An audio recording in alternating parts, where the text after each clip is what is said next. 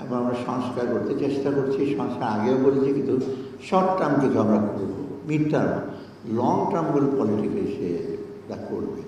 কিন্তু আমি ওদের বলেছি, পছন্দ করি না অনেক পলিটিশিয়ান, যে আমরা যেগুলো করছি ব্যাংক সেক্টরে, আমরা একটা ফুটপ্রিন্ট রেখে যাব, যে অ্যাটলিস্ট এইটার উপর দিয়ে আপনি হাঁটবেন, আমাদের ফুটপ্রিন্টটা মুছে দিয়ে আবার নতুন করে হাঁটবেন, যেটা পলিটিক্যাল গভর্নমেন্টের বেশি। আগে কী করেছে, সব রেখে দাও, আমরা নতুন করে শুরু করবো।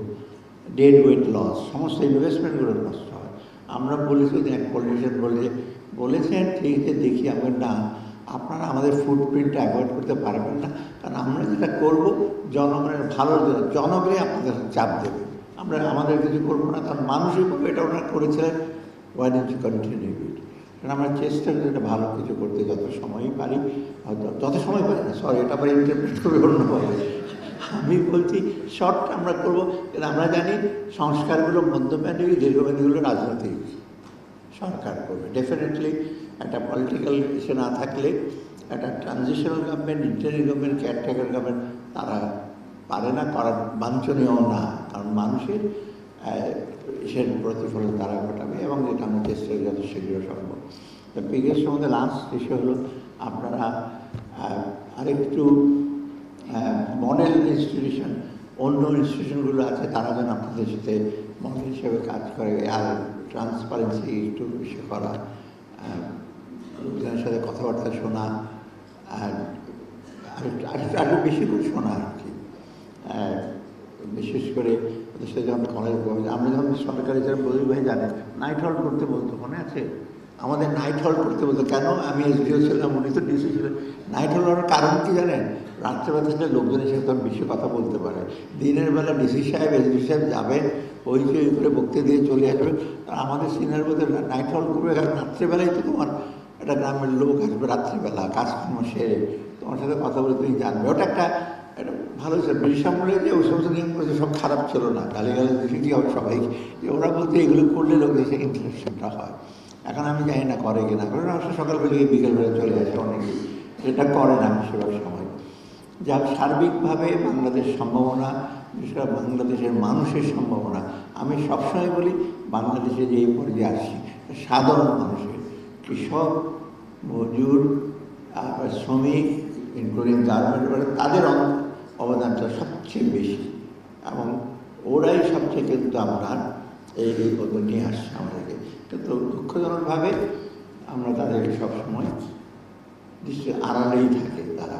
আমরা বলি পিপলস পার্টিসিপেশন, এইগুলো ঠিক বাস্তবে এটা কতটুকু করা যায় সেটা করে না। তবে যাই হোক, আমাদের মধ্যে এখন সময় আসছে মানুষের সঙ্গে নিয়ে তাদের অ্যাসপিরেশনসটা, তার দেশের সব পর্যায়ে বিল্ডিং করা, এটা খুব ডিফিকাল্ট কিছু না।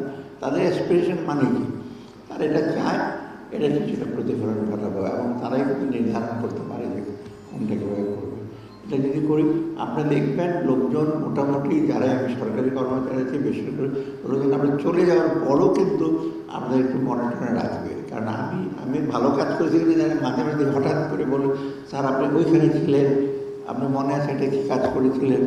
আমার ইভেন আমি জানতাম না, আব্দুর রহমান তুলি ট্যাক্সের ব্যাপারে আমরা ডিসিশন নিয়েছি, আমি নিজেও জানতাম না ভালো কাজ করেছি। ওই যে বিদেশি একজন বলে, স্যার আপনাকে ধন্যবাদ দিন, আপনি কি ট্যাক্স লিমিটটা উঠিয়ে দিয়েছেন বন্ডের, আগে লিমিট ছিল।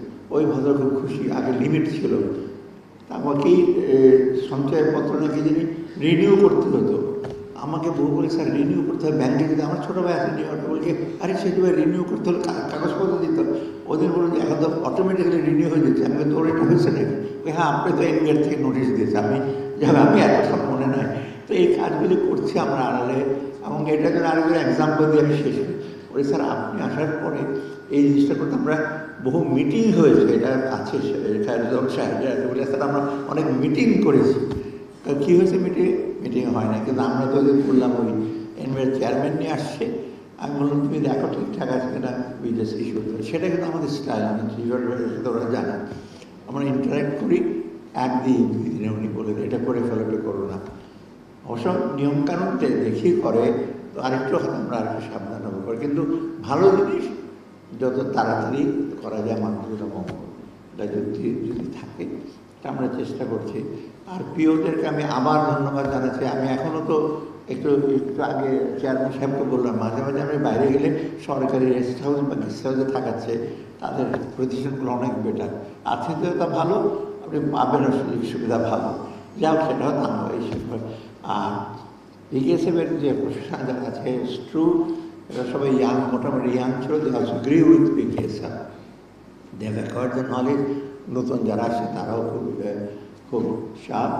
তবে you try to open up উইন্ডোজগুলো আরেকটু খুলেন, যেটা অন্য অন্য লোকজনের এসে করে, ডিরেক্ট না হয়ে ইনডিরেক্টলি তাদেরকে ইনভলভ করেন, নিজের মধ্যে সব কিছু রাখবেন না, তবে এতে হবে।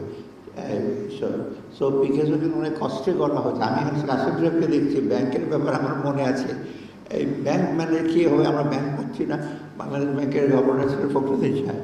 আমি বললাম কোন ব্যাংকে, তোমাদের সাউথ ইস্ট ব্যাংক শোর ইন্টারেস্ট, বলে যে না আমরা কে চেয়ারম্যান ছিলেন আমি জানি না। আমি তখন আমাকে বলি স্যার আপনি গভর্নর সেক্রেটারি বলে একটা ব্রাঞ্চ যেন ওপেন করে। এখন আই থিঙ্ক দিস ব্রাঞ্চ মোটামুটি ভালো সার্ভিস দিচ্ছে পিকেএসএফ, মানে এখানে যে সাউথ ইস্ট ব্যাংক। তো এটা জাস্ট পার্সোনালি বলে থাকে, গভর্নর সাহেব ছিলেন তখন বলে না ঠিক আমি দিয়ে দেবো তোমাদের প্রপোজাল আসলে। তো এইভাবে করে কিন্তু করা হয়েছে। আর একটা, আর যখন বিল্ডিংটা করে তখন ওদের অ্যাডভাইজারি কমিটি, এখন অ্যাডভাইজারি কমিটি করে, কোনো কালকে কথা হয়েছিল, অ্যাডভাইজারি কমিটি যারা করে যেসব অ্যাডভাইস দেয়, যেসব টেন্ডার অ্যাকসেপ্ট করি আমরা,